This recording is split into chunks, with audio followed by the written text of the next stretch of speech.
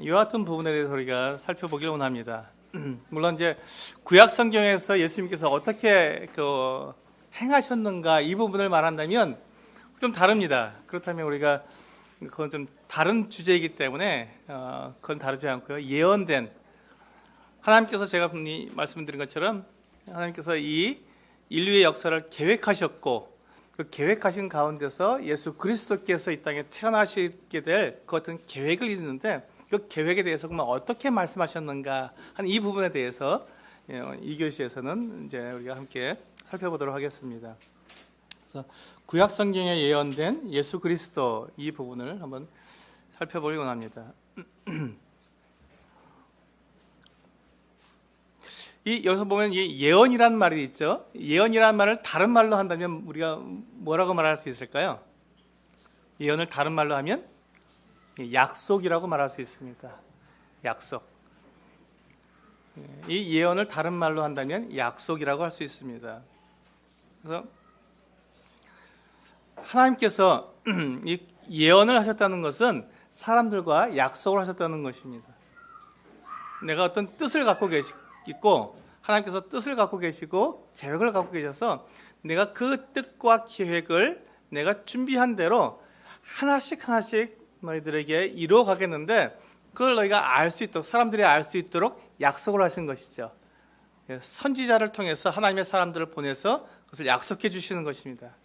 내가 이런 계획을 갖고 있는데 그냥 지나가면 모르니까 선지자를 통해서 알려주시고 이와 같은 일들이 그냥 우연히 생긴 일이 아니라 그냥 어떻게 일어난 일들이 아니라 하나님께서 이미 우리에게 계획한 일이고 그 계획한 대로 하나씩 그 약속을 지켜가시는 것들을 사람들로 하여금 분명히 알 수 있도록 그래서 이 온 세상이 하나님께서 운행하고 계시다는 것을 사람들로 하여금 알고 믿고 그렇게 행할 수 있도록 하나님께서는 약속을 해주셨습니다. 그 약속이 다른 말로 하면 예언이라는 말이 되겠죠. 그래서 이 약속이라는 말로 우리가 한번 생각해 보면 좀 친근해집니다. 예언이라는 말로 하면 우리가 좀 이게 무겁고 좀 먼 그 같은 얘기처럼 들리지만 약속이라는 말로 생각하게 되면 하나님이 왠지 가까워지고 친근해집니다. 하나님께서 우리에게 약속해 주셨구나. 그 약속된 메시아 그분은 언제 오실까? 어떻게 오실까? 하는 부분들이 바로 이 구약에 나타난 예수 그리스도에 대한 예언입니다. 우리 이 말씀 베드로전서 1장 10절과 11절 말씀을 한번 같이 읽어보겠습니다. 시작. 이 구원에 대하여는 너희에게 임할 은혜를 예언하던 선지자들이 연구하고 부지런히 살펴서 자기 속에 계신 그리스도의 영이 그 받으실 고난과 후에 받으실 영광을 미리 증언하여 누구를 또는 어떠한 때를 지시하시는지 상고하니라. 여기 보시면 선지자들이 한 그 같은 일들이 잘 기록이 되어 있습니다. 뭐라고 되어 있냐면요, 너희에게 임할 은혜를 예언하던 선지자들이 연구하고 부지런히 살폈다라고 말씀하고 있습니다. 그래서 하나님께서 약속을 해주셨는데 그 약속된 그 메시아, 하나님께서 우리에게 약속하신 그 구원자가 어떻게 정말 태어나실 것인지, 어디에서 태어나실 것인지, 어떠한 모습으로 태어나실 것인지에 대해서 부지런히 어떻게 했다고요? 살피고 연구했다는 것입니다. 여러분, 이것에 대해서 우리가 생각해야 될 부분이 뭐냐면, 이 구약 성경에 나타나 있는 이 어떤 하나님의 말씀을 선지자들은 어떻게 연구했다고요? 그냥 말씀 그대로를 연구했다는 것입니다. 이것이 바로 이제 문자적인 해석이거든요. 성경을 우리가 해석할 때 문자적인 해석과 영적인 해석 이 두 가지로 해석을 하게 되는데 우리가 구약 성경에 나타나 있는 것들을 영적으로 해석하는 걸 참 좋아합니다. 우리는 왜냐하면 그래야 교훈 받을 수 있는 것들이 참 많거든요. 근데 이걸 영적으로 해석하다 보면 무엇을 할 수가 없냐면 연구를 할 수 없습니다. 우리가 이제 앞으로 보시겠지만 하나님께서 이 구약 성경에 예수 그리스도를 이렇게 예언을 하시는 약속을 하시는데 그냥 내가 아들을 보내주겠고 그가 내 아들이고 하나님이고 그걸 명확하게 그렇게 예언하신 약속을 하신 것이 아니라 숨겨서 그 예언을 약속을 해주셨습니다. 그래서 이 선지자들이 해야 되는 일이 무엇이었냐면 그것을 구분해내는 일이었어요. 성경을 옳게 분별하는 이와 같은 일들을 해야 했습니다. 근데 그걸 영적으로 해석을 하게 되면 분별할 수가 없습니다. 이건 뭐 이런 뜻이겠지. 성경은 이렇게 말하고 있지만 이거는 이런 뜻일 거야 라고 바꾸어 버리는 순간 거기에서는 아무런 하나님의 그 숨겨놓으신 비밀을 분리해서 구분해서 우리에게 알려줄 수 있는 그 같은 일들이 불가능하게 되는 것이죠. 그래서 이 선지자들이 그것을 연구하고 부지런히 살피고 연구하고 알아보았다는 것은 무엇이냐면 성경을 문자대로 그대로 해석을 했다는 말이 됩니다.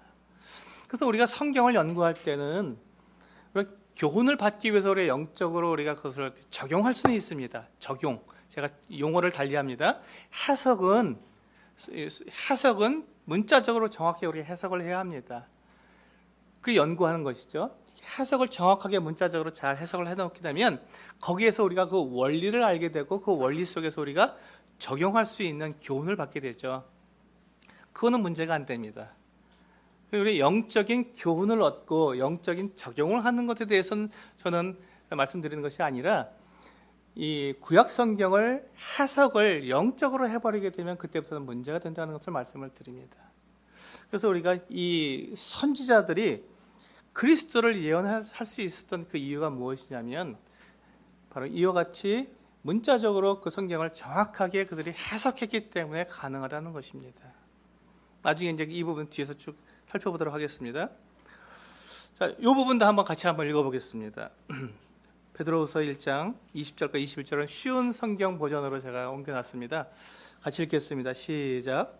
그러므로 분명히 이 사실을 기억하십시오. 예언의 말씀도 예언자가 마음대로 해석해서 기록한 것이 아니며 사람의 뜻대로 말하고 싶은 것을 적어놓은 것도 아닙니다. 그들은 성령의 감동을 받아 하나님의 말씀을 적어놓았습니다. 그렇습니다. 여기 이제 베드로후서 1장 20절과 21절을 우리 개역 개정 성경으로 보게 되면 조금 우리가 오해할 수 있도록 되어 있었기 때문에 이게 쉬운 성경으로 제가 이렇게 적어놨습니다. 이 예언은요, 예언자가 마음대로 해석해서 기록한 것이 아니다. 하나님께서 어떤 것을 예언하도록 말씀하셨는데 그거를 자기 뜻대로 마음대로 이건 이런 것일 거야 하고 바꾸어서 자기 나름대로 해석해서 그러다가 기록한 것이 아니라는 것입니다. 그리고 또 사람의 뜻대로 말하고 싶은 것을 적어놓은 것도 아니다. 예언이라는 것은 사람이 자기에게 떠오른 어떤 생각, 자기가 하고 싶은 어떤 말 이런 것들이 예언이 아니라는 것이죠. 분명하게 그것은 하나님께서 그에게 말씀하신 그대로를 그가 예언한 것이 전해준 것이죠. 그래서 이 예언은 사람에서 난 것이 아니다라고 분명히 말씀하고 있는 것입니다. 그래서 우리가 예언을 해석할 때는 영적으로 영해를 하는 것이 아니라 우리가 분명히 문자적으로 정확하게 해석을 해야 정확한 해석을 할 수 있게 됩니다. 여기 보시면요, 제가 이제 우리 형제자매님들이 예수 그리스도께서 어떤 예언과 약속 가운데서 이 땅에 오시게 되었는지에 대해서 제가 한번 세보니까 47개의 그 칸을 나눠서 제가 이렇게 적어놨더라고요. 근데 이거 제가 한 건 아닙니다. 이런 분리는 학자들이 이렇게 해놓은 건데 그걸 제가 이렇게 여러분들에게 자료로 드리기 위해서 제가 이렇게 만들어봤는데요. 이 같은 것들을 보시게 되면 하나님께서 얼마나 정교하고 얼마나 정확하게 예수 그리스도께서 이 땅에 태어나실 것을 정확하게 말씀해 주고 계시는지 놀라울 따름입니다. 정말 놀라운 거예요. 어떻게 이렇게까지 말씀해 주셨는가? 이렇게까지 말씀해 주셨기 때문에 구약의 많은 사람들의 메시아를 기다리고 있었던 것이죠. 예수님께서 태어나실 때에도 사실 이스라엘 사람들은, 유대인들은 메시아를 기다리고 있었습니까? 기다리지 않았습니까? 기다리고 있었습니다. 지금도 근데 사실은 지금도 이스라엘 사람들이 오실 메시아를 아직도 기다리고 있죠. 왜 그렇습니까? 이렇게 예언이 되어 있기 때문에 그렇습니다. 이것을 정확하게 문자적으로 해석했기 때문에 하나님께서 메시아를 보내주시는구나 하고 그들이 그걸 알 수 있었죠. 이제 제가 이 내용들을 다 이렇게 우리가 하나 살펴보면 시간이 안 되니까 여러분들 이제 참고해서 읽어보시면 좋겠습니다. 대신에 여러분들이 성경 구절들을 다 확인해 보셔야 돼요. 확인해 보셔야만 이것이 정말 그렇구나라고 우리가 이해할 수 있습니다. 참 감사하게도 학자들이 잘 연구해 놓아서 구약 성경에 예언해 놓은 것과 그 다음에 뭐 있죠? 신약에 그것이 어떻게 성취되었는지 그리고 그것이 어떤 뜻이 있는지 이것까지 다 이렇게 밝혀 놓았잖아요. 굉장히 우리가 연구하기 좋게 만들어 놨습니다. 이걸 한번 일일이 한번 시간 내셔서 확인해 보시기 바랍니다. 성경을 구절을 찾아서 확인해 보시면 하나님이 이와 같이 정밀하게 말씀하셨으며 그것이 완벽하게 이루어졌구나 하는 것을 우리는 알 수가 있게 됩니다. 두 번째까지 이렇게 제가 말씀을 드렸고요. 요 이제 그림을 보시면 그렇다면 이 하나님께서 약속하신 이 약속의 예언에 이유가 있죠. 목표가 있겠죠. 하나님께서 예언을 하시는 그 목표가 있는데 그 목표는 바로 여기 보시면 화살표가 가고 있죠. 예수 그리스도의 탄생이 있습니다. 구약 성경에서 예수 그리스도께서 어떻게 탄생하실 것에 대한 이 부분에 대해서 굉장히 분명하게 이렇게 그 목표를 가지고 예언을 해 오신 것입니다. 그래서 우리가 이제 예언은 점진성이 있다라고 말을 합니다. 처음에는 막연하게 이렇게 두루뭉실하게 예언을 시작합니다. 첫 예언이 창세기 3장 15절에 있는 여자의 후손으로 태어날 예수 그리스도에 대한 예언인데요. 그때부터 계속해서 점진적으로 이것이 좁혀옵니다. 한 사람을 향해서 좁혀옵니다. 그 한 사람이 누구죠? 예수 그리스도 그분이시죠. 왜 그렇게 점진적으로 그 예언이 좁혀올까요? 그것은 예수 그리스도가 누구신지 정확하게 알 수 있게 하기 위해서입니다. 이 모든 예언들을 다 종합해 보면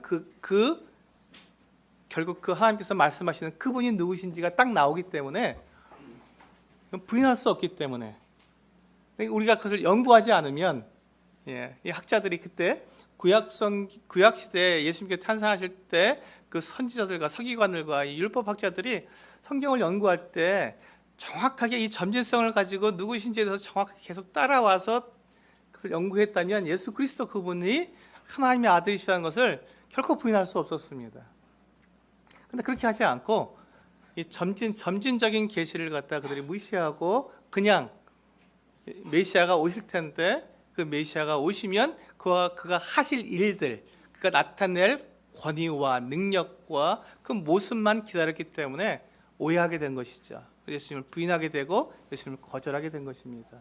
그래서 이 예언의 이 점진성을 우리는 보고 그 목표가 누구냐 하는 것들을 우리는 알아봐야 합니다. 그래서 이 구약 성경에 예언된 예수 그리스도를 우리가 살펴볼 때 우리가 그 성경 구절들을 다 찾아봐야 하는 이유가 바로 그것이죠.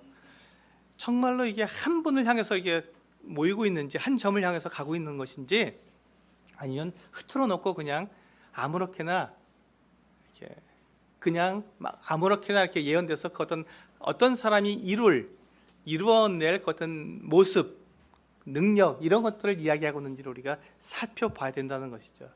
그런데 우리가 감사하게도 성경은 예수 그리스도에서 예언을 할 때 그분이 누구신지 정확하게 알 수 있도록 점진적으로 그리고 한 점을 향해서 예언하고 계시다는 것입니다. 그것을 우리가 생각해 보시면요, 좀 더 이해하기가 쉽겠고요. 우리 그 교재를 보시면 여기 화면에서 잘 안 보이니까요. 교재에 보시면 예언들 해갖고 첫 번째 예언이 뭐냐면 창세기 3장 15절에 있는 말씀입니다. 그래서 그 부분에 대해서 이제 우리 같이 한번 하나씩 몇 가지만, 전체를 다 다뤄볼 수 없으니까 몇 가지만 우리 같이 살펴보면서 과연 그와 같이 점진적인 계시로 점진적인 예언을 통해서 예수 그리스도께서 분명하게 예언되어 있는가 하는 것들을 한번 살펴보도록 하겠습니다. 창세기 3장 15절 앞을 보시면 우리가 볼 수 있습니다. 여기 보시면 내가 너로 여자와 원수가 되게 하고 내 후손도 여자의 후손과 원수가 되게 하리니 여자의 후손은 내 머리를 상하게 할 것이요 너는 그의 발꿈치를 상하게 할 것이니라 하시고, 여러분 이 말씀을 문자적으로 해석하지 않고 영적으로 해석, 영해를 하게 되면 어떻게 됩니까? 이거는 여기서는 예수 그리스도를 발견할 수가 없습니다. 이게 무슨 뜻일까? 여자가 나오고 또 여자의 후손이 나오고 뱀이 나오고 뱀의 후손이 나오고, 이것을 영적으로 그냥 우리가 이 여자와 이 뱀은 서로 원수지간이 되겠구나, 여기 이걸로 해서 딱 끝나버리면 아무것도 안 나온다는 것이죠.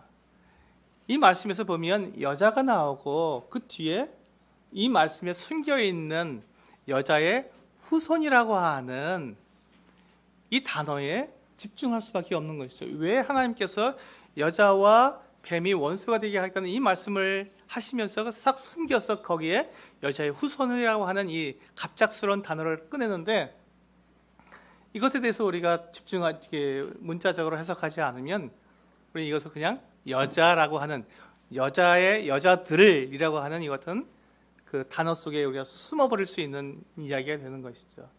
근데 여자들하고는 상관없이 이 여자의 후손, 이분이 단 한 분 예수 그리스도를 구원자를 말씀하고 있는 것이죠. 그래서 이제 이렇게 해서 하나님께서 이제 두루뭉실하게 여자의 후손 가운데서 누군가가 태어나겠구나 하고 이야기를 시작하고 있습니다. 그런데요, 우리가 여기서 생각해야 될 것은요, 하나님께서 약속하신 것이 있고 하나님께서 계획하신 것이 있으면 사단은 어떤 일을 할까요? 방해를 하지요. 맞습니다. 사단은 방해를 하고, 또 사람은 어떨까요? 사람은 어떤 역할을 할까요? 실패를 합니다. 사람은 하나님의 계획에 아주 능숙하게 실패를 합니다. 우리들도 실패하고 있잖아요. 하나님의 뜻이 우리 알고 있으면서도 우리 뜻에 우리가 완벽하게 적응하지 못하고 우리는 계속 실패하잖아요.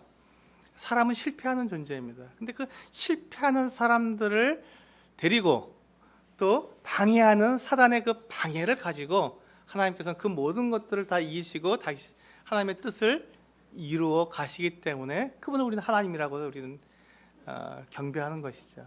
하나님이시 맞습니다. 하나님 당신이 하셨습니다라고 우리는 고백을 하게 됩니다. 여기서 보시면 지금 이 말씀에서도 보시면 하나님께서 이 여자의 후손으로 태어날 이 구원자를 말씀하셨습니다. 그때 이 하와가 이 말씀을 듣고는 어떻게 합니까? 내가 이제 아들을 낳으면 그들이 어떻게 하는데 그가 구원자가 되겠구나 생각했습니다. 그래서 가인과 아벨을 낳았는데 그들이 어떻게 됐습니까? 가인이 아벨을 때려 죽였죠. 사람은 실패합니다. 사람은 실패합니다. 가인과 아벨은 하나님께 약속하신 그 대상이 아니잖아요. 그런데 그들은 실패할 수밖에 없죠. 그들은 구원자가 될 수 없습니다. 이 여인의 후손으로 태어났지만, 근데 이 가인과 아벨은 여자에서 태어났지만 여인의 후손으로 태어난 사람들은 아니죠. 근데 그래서 이 사단이 이 여인에게, 이 하와에게 계속해서 그걸 혼동하도록 만드는 거예요. 하나님께서 어떠한 분을 가르쳐 주시고 계신지, 어떠한 분을 예언해 놓고 있는지를 혼란스럽게 하는 것입니다. 우리는 계속해서 그걸 찾아봐야 되는 것이죠. 그래서 가인도 아벨도 약속된 구원자가 아니라는 것을 우리는 여기서 볼 수가 있습니다. 두 번째, 아브라함의 후손에 대한 예언이 있습니다. 내가 네게 큰 복을 주고 네 씨가 크게 번성하여 하늘의 별 같고 또 바닷가의 모래 같게 하려니 네 씨가 그 대적의 성문을 차지하리라. 이 말씀을 보게 되면 하나님께서 아브라함에게 주실 그 아들 이삭이죠. 이삭을 통해서 이와 같은 일들이 이루시겠구나 하고 우리가 쉽게 넘어갈 수 있습니다. 그런데 여기서 우리가 구분해서 또 보게 되죠. 이 말씀을 왜 주셨는가 하는 구분해 보면, 그가 크게 번성해서 하늘의 별 같고 바닷가의 모래같이 많아지겠다는 것까지는 이해가 되는데, 그 뒤에 네 씨가 그 대적의 성문을 차지한다. 근데 이삭에게서 이 말씀은 이루어지지 않았습니다. 그 앞에 있는 말씀은 이루어졌죠. 이제 그 이삭의 자손들이 계속해서 하늘의 별과 같고 바닷가의 모래처럼 많아졌습니다. 이스라엘 사람들이 많아졌죠. 근데 그 뒤에 나오는 그 이삭이 대적의 성문을 차지한다, 원수를 이긴다, 원수와 싸워서 이긴다고 하는 이 부분은 이삭의 생애하고는 전혀 맞지 않습니다. 그렇다면 과연 이게 누군가 하는 것들을 연구가들은 연구를 해야 되는 것이죠. 그래서 이 말씀을 하나님께서 이중적으로 숨겨놓으셨구나, 여기에 그리스도에 대한 예언을 여기에 숨겨놓으셨구나 하는 것을 알게 되는 것이죠. 그리고 그 다음에 보시면 또 내 씨로 말미암아 천하 만민이 복을 받으리니 이는 내가 나의 말을 준행하였음이니라 하셨다 하니라. 여기 보시면 여기서 또 숨겨져 있죠. 내 씨로 말미암아 천하 만민이 복을 받는다. 이건 그냥 이삭이 참 큰일을 하겠구나라고 우리가 생각할 수 있겠지만 그렇지 않고 이삭의 생애에서는 이와 같은 일들이 없었습니다. 이삭은 이 가나안 땅을 떠난 적이 없는 사람이에요. 천하 만민에게 그가 복을 준 적이 없습니다. 이와 같은 부분들을 생각할 때 이 부분도 역시 하나님께서 예언해 놓으신 그 구원자에 대한 예언이다 하는 것들을 우리가 알 수 있게 되는 것이죠. 그러면서 여기서도 이제 우리 사단이 방해를 합니다.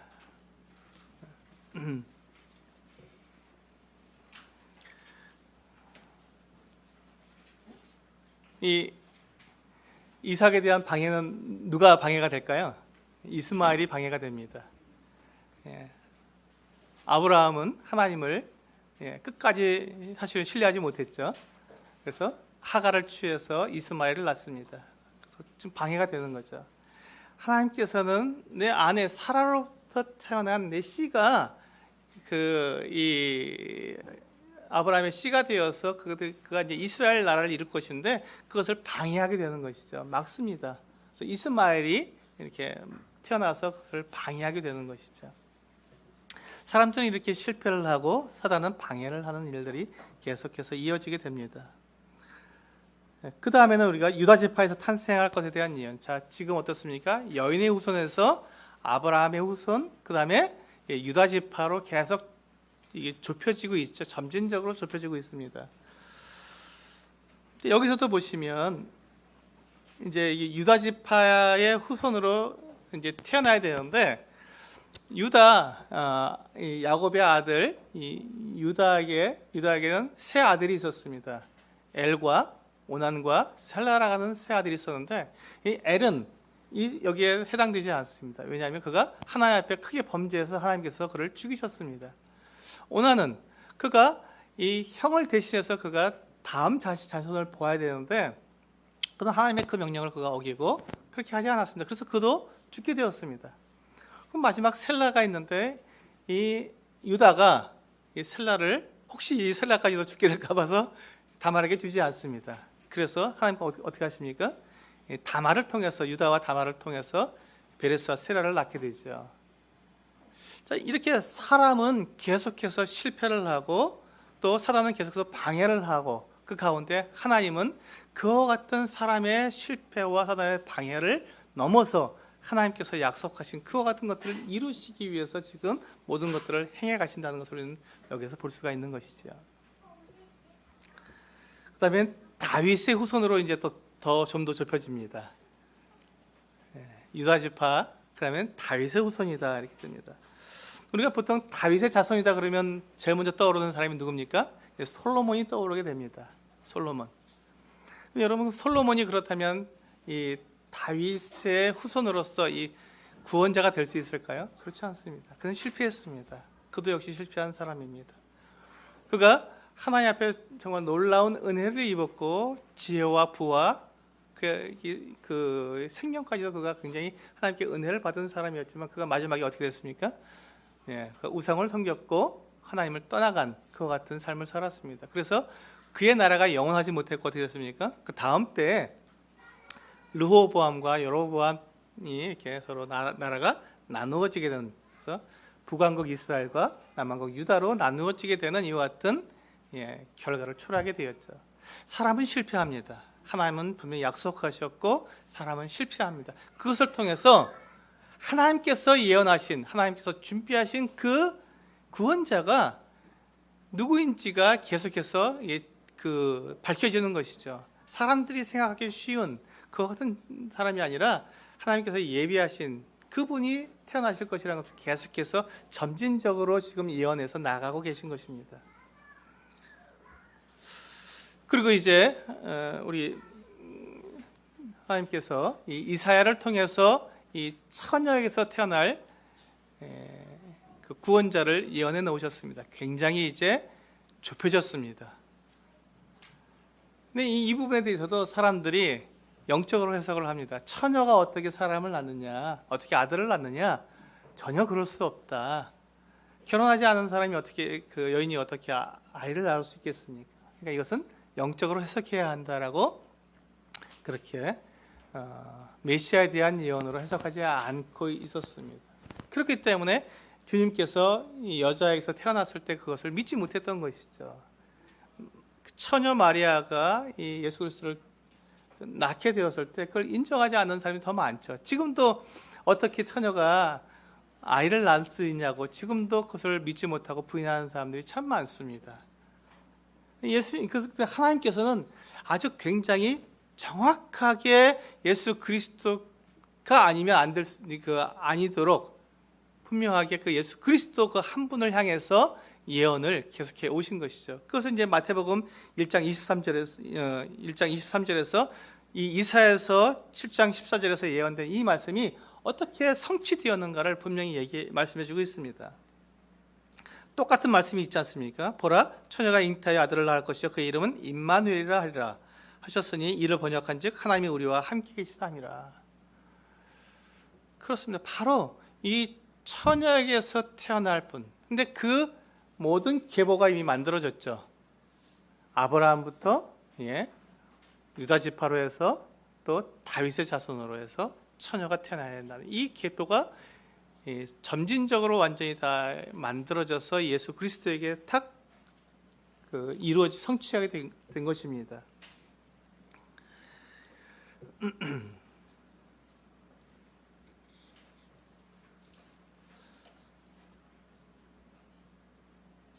그래서 여기에 보시면 이제 그 두 번째 단락에서 있는 내용이 참 중요한데요. 네. 하나님께서 사람이 되셨지만 결코 하나님의 신성을 잃어버리지 않으셨다.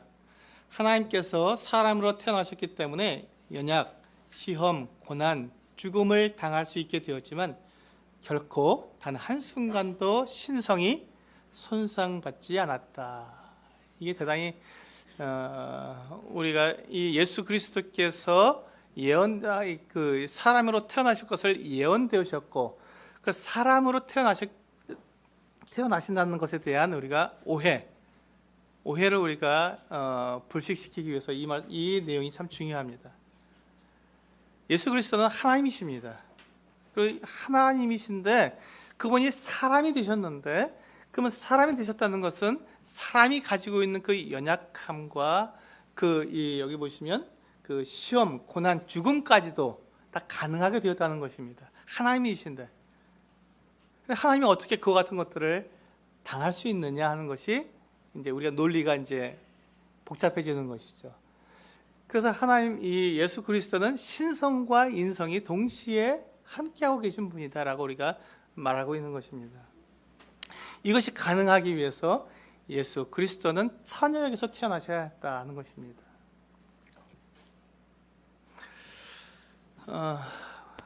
여기서 이제 제가 말씀드리고 싶은 것은요.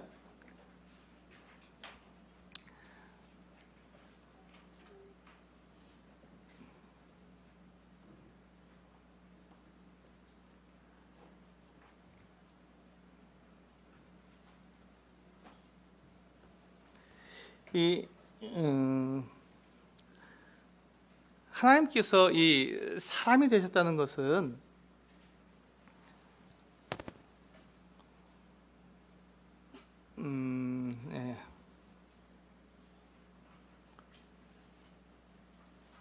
하나님께서 이제 이 예수 그리스도를 이 땅에 보내시는 것은 하나님께서 가지고 계신 계획, 뜻을 이루기 위하심입니다. 근데 이 하나님께서 처음에 사람을 만드실 때 가지고 계셨던 그 계획이 뭐였죠?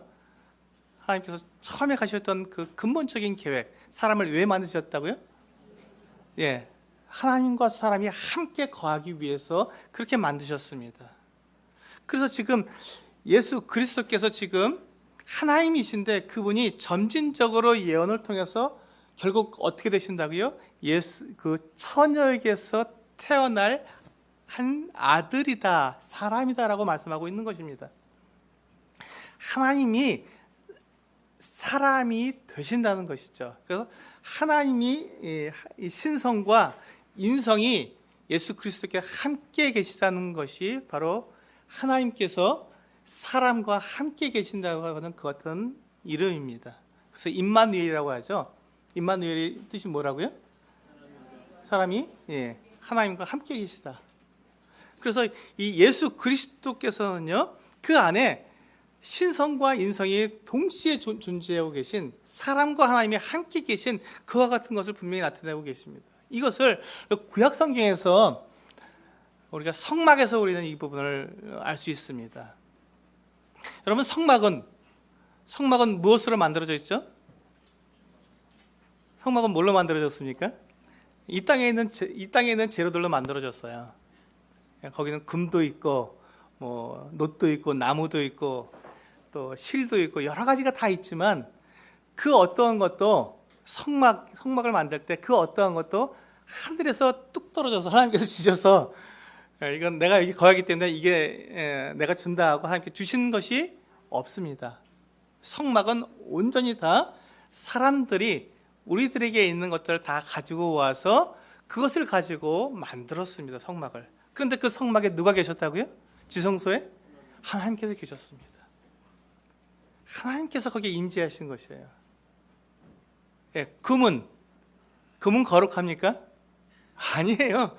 금도 이 땅에 있는 물건일 뿐이에요. 하나님께서 금으로 만들었다고 해서 하나님께서 거기에 거하실 이유가 없죠. 그런데 하나님께서는 그렇게 금으로 만들어 놓고 거기에 의미를 부여하신 것이죠. 내가 임하겠다고.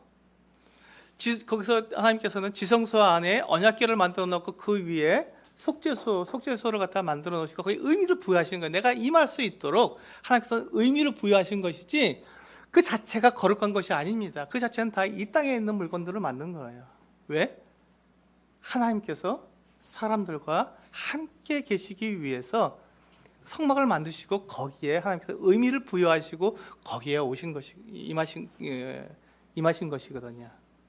이게 바로 하나님과 하나님의 그 신성과 이 인성이 동시에 존재할 수 있도록 성막이 바로 그 같은 걸 예표하는 것입니다. 예수 그리스도를 예표하고 있죠. 그렇다면 지금 예수님께서 그 처녀에게서 태어나실 그분은 사람의 몸을 분명히 가지고 계셨는데 이 사람이 그 안에 신성이 거하신다는 것이. 그러면 이 예수 그리스도를 우리가 이야기할 때 이분을 우리가 인성으로 얘기해야 됩니까? 아니면 신성으로 얘기해야 됩니까? 사람이 되신 뒤에 뭐가 붙죠? 하나님이시다. 하나님을 강조해야지 사람을 강조할 수는 없습니다. 하나님이 더 크기 때문에 그렇습니다. 하나님이십니다. 근데 그분은 사람이 되신 것이죠. 그래서 신성과 인성이 동시에 존재하시는 분이다라고 우리는 이야기하게 됩니다. 근데 이것을 사단이 어떻게 합니까? 방해하죠. 회방 놓죠. 그리고 사람은 실패하게 되고요. 그래서 이 마리아가 잉태를 하게 됩니다. 근데 이 마리아가 지금 어디에 있습니까? 나사렛에 있지 않습니까? 거기에서 이제 어디로 와야 됩니까? 베들레헴으로 와야 됩니다. 베들레헴에 왔는데 아이를 낳을 곳이 없어요. 사람들은 이렇게 실패를 하고 방해를 합니다. 하나님 그럼에도 불구하고 하나님은 정확하게 하나님의 뜻을 이루시고 있죠.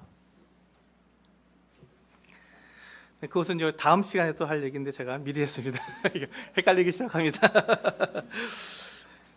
네, 우리 이제 여기에서 보시면 그렇다면 우리가 하나님께서 이 세상을 그와 같이 지금 이렇게 예언을 통해서 약속을 통해서 이끌어 가시고 그것을 우리가 보여주고 계시는데, 이 하나님께서 이 세상을 이끌어 가실 때 사단의 방해와 사람들의 실패가 과연 하나님의 이와 같은 약속과 계획을 망칠 수 있겠는가 하는 것입니다. 그럴 수 없다는 것이죠. 그것이 바로 이 하나님의 경륜의 7세대라고 하는 이 부분을 통해서 우리가 알 수 있는 부분들입니다. 사람은 계속해서 실패합니다. 여기 보시면요, 첫 번째 무죄 시대가 나오죠.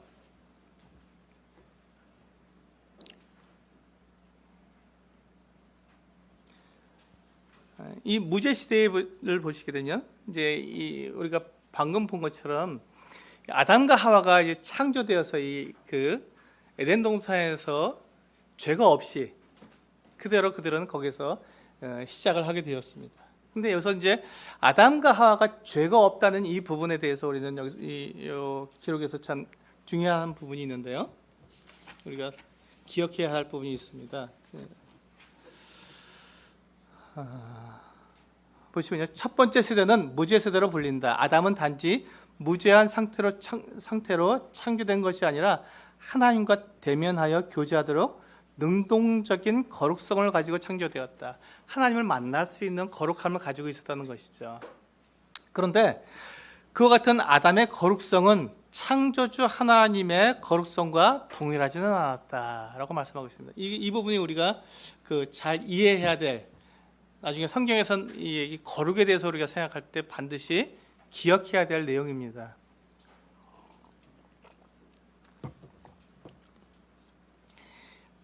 사람이 가지고 있는 이 거룩성은요, 그가 죄가 없다 할지라도 하나님의 거룩하고는 같지 않다는 것입니다.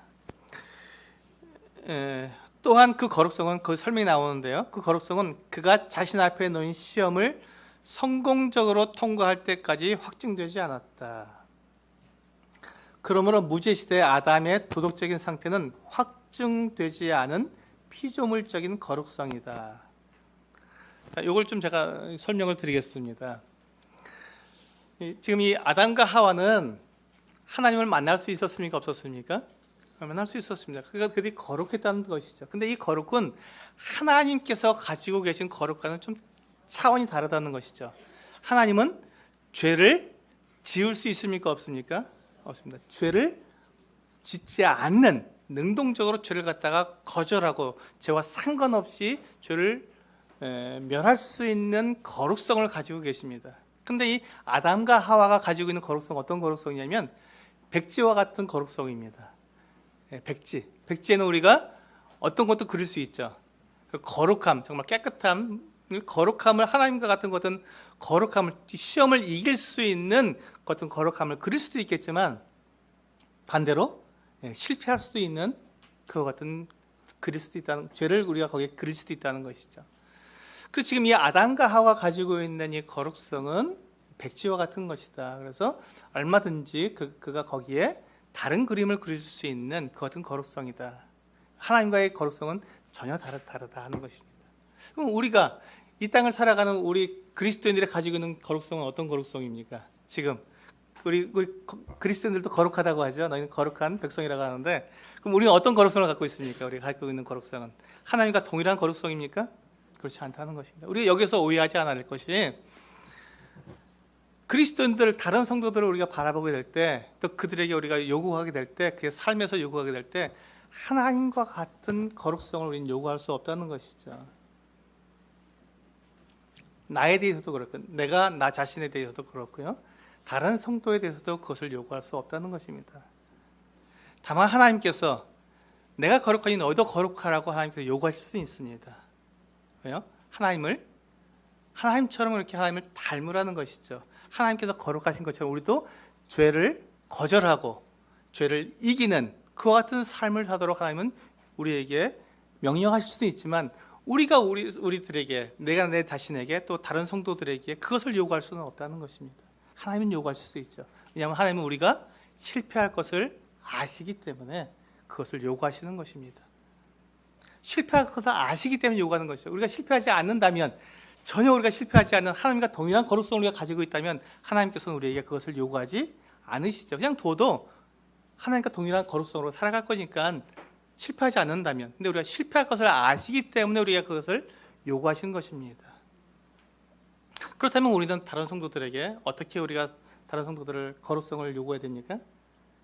같이 하나님을, 그리스도를 닮아가자 하는 이와 같은 것을 우리가 같이 그에게 요구해야지, 나도 부족하고 나도 실패하고 형제도 자매도 실패하기 때문에 함께 닮아가자 하는 이와 같은 거룩성을 요구하는 것이지, 왜 실패했느냐고, 우리가 왜 거룩성을 해쳤냐고 정죄할 수 없다는 것입니다.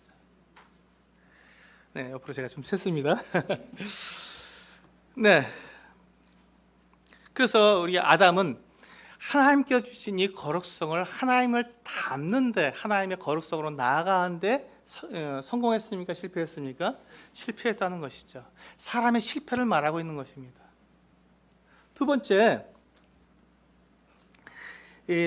세대는 양심 또는 자기 결정의 세대라고 하죠. 그 내용이 창세기 4장 1절에서 8장 14절까지 나와 있는 내용인데요.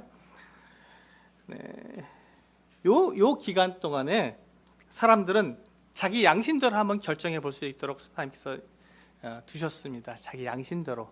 그럼 네 스스로 한번 결정해 보아라. 그랬는데 여기에서 그들이 성공을 했습니까? 성공하지 못했습니다.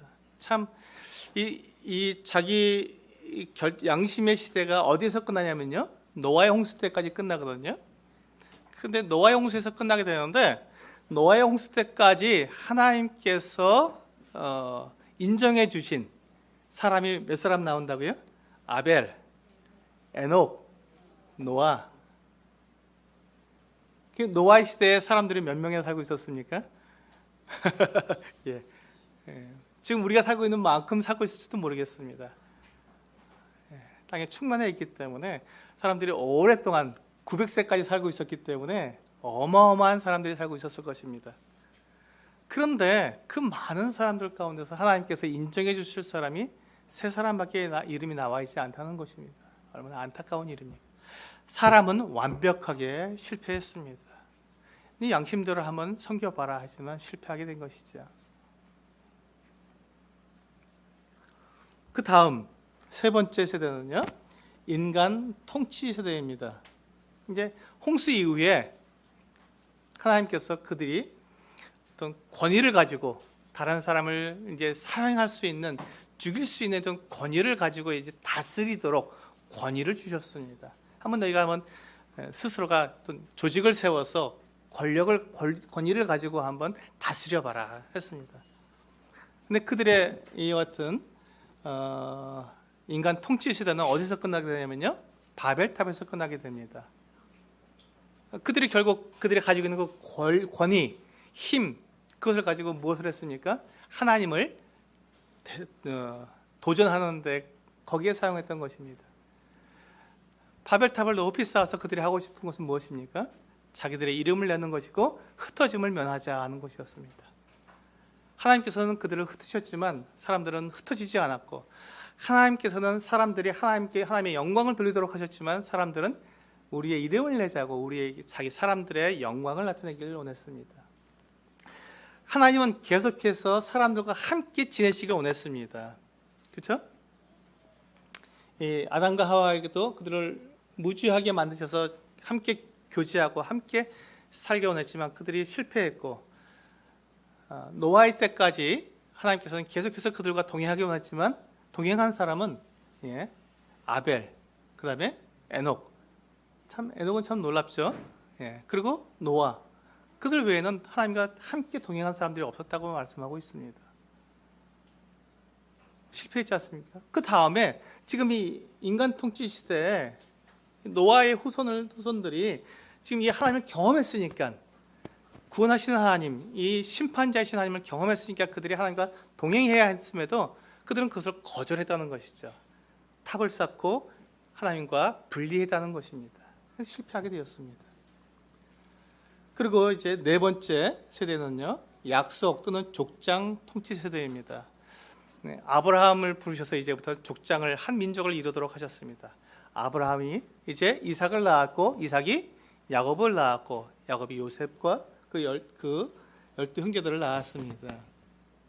그런데 여기서도 보시면 그들이 하나님께서 그 아브라함과 동행하셨고 이삭과 동행하셨고 야곱과 동행하셨는데 그들의 삶은 어땠습니까? 계속해서 하나님의 통치를 그들이 거절하고 그들은 특히 야곱을 보십시오. 야곱이 어디로 갔습니까? 바단 아람으로 도망칠 수밖에 없었습니다. 왜 그렇습니까? 하나님의 통치를 그가 거절했거든요.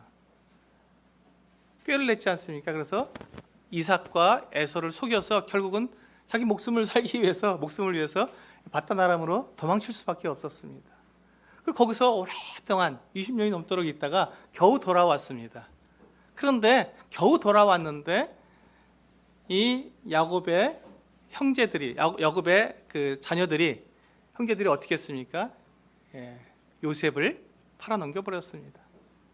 어떻게 해서 팔아넘겼죠? 시기해서. 그리고 그를 거의 죽여서 그리고 그를 노예로 팔아버렸습니다. 그래서 요셉이 어디로 갑니까? 애굽으로 떠나가게 됩니다. 그들 가운데 하나님께서 그들과 함께 하실 수가 없는 거잖아요. 지금 이 야곱의 12아들 중에 이 요셉을 제외하고 이 요셉의 10명의 형들하고 하나님께서 함께 하실 수 있겠습니까? 그 같은 죄악 가운데 있는 이들과 할 수 없었습니다. 그래서 요셉은 이 애굽으로 내려가게 됐는데 애굽에서 어떻게 했습니까? 하나님이 요셉과 함께 하시더라라고 계속해서 말씀하고 있습니다.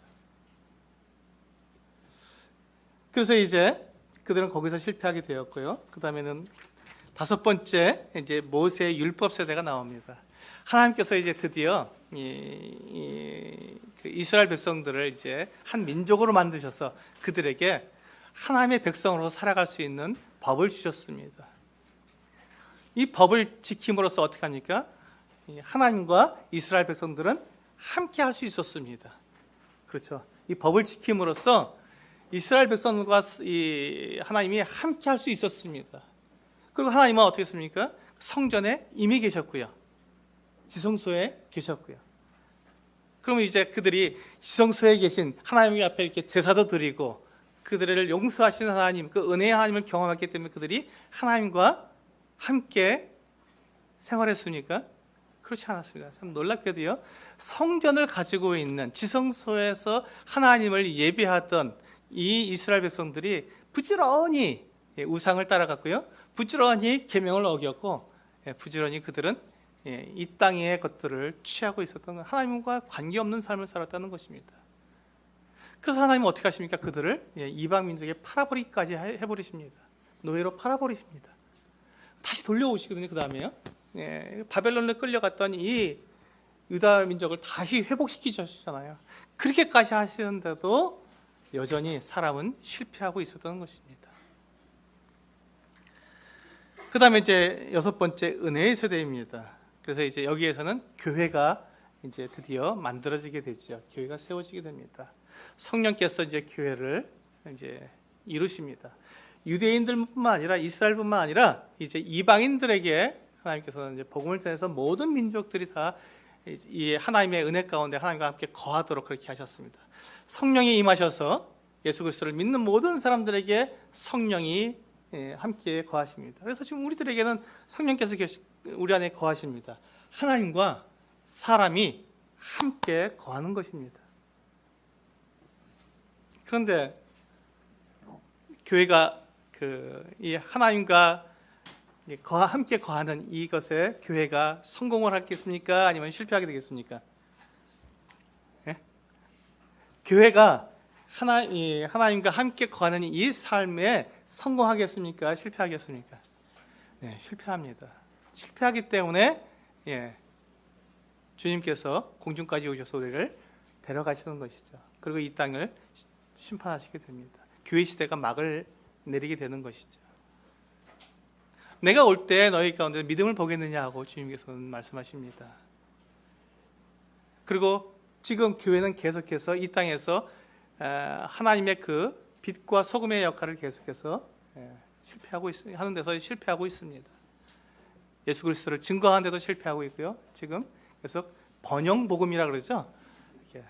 잘 되는 것, 복 받는 것, 건강한 것, 부자 되는 것에 대한 복음을, 예수 그리스도가 아닌 그런 복음을 전하고 있습니다. 우리 모임에서도 우리가 주의할 것이, 우리는 대속에 대한 복음만 전하고 있습니다. 구속에 대한, 예수 그리스도를 전하는 것이 아니라, 때때로 우리가 실수하고 있는 게, 십자가 달리신 예수 그리스도를 믿게 하면 구원 받는 거야. 마치 구원 받는 게 복음인 것처럼 우리는 말할 때가 있습니다. 조심하셔야 됩니다. 우리가 전하는 복음은 예수 그리스도를 전하는 것이지, 나 구원 받는 거, 그것만 전하는 것이 아닙니다. 물론 그것은 하나의 부분이죠. 예수 그리스도가 행하신 부분이기 때문에. 그러나 우리는 완전한 복음을 전하기 위해서 우리는 예수 그리스도, 그분을 전해야 하는 것입니다. 마지막 7번째 세대는요, 천년 왕국 시대입니다. 예수 그리스도 재림하셔서 이제 1000년 동안 왕으로서, 평화의 왕으로서, 전능의 왕으로서, 공의와 은혜와 평강으로 이 땅을 1000년 동안 사람들을 다스리십니다. 완벽하죠. 그리고 1000년이 되었을 때 어떤 일이 나겠습니까? 이제 1000년 동안 예수 그리스도에게 직접 다스림을 받았기 때문에, 이제 1000년 동안 다스림을 받은 이 사람들이, 천년 왕국에서 예수님을 다스림을 받던 이 사람들이 완벽하게 예수님을 믿고 그분에게 모든 것을 충성하겠습니까? 아니면 반역을 하겠습니까? 놀랍게도 실패한다는 것입니다. 반역을 하거든요. 맨 마지막 천년 왕국이 끝날 때, 1000년이 되었을 때 이제 사단을 무저갱에서 잠깐 놓아줍니다. 그때 사단이 온 만국을 다 미혹해서 이 주님과 전쟁을 일으킵니다.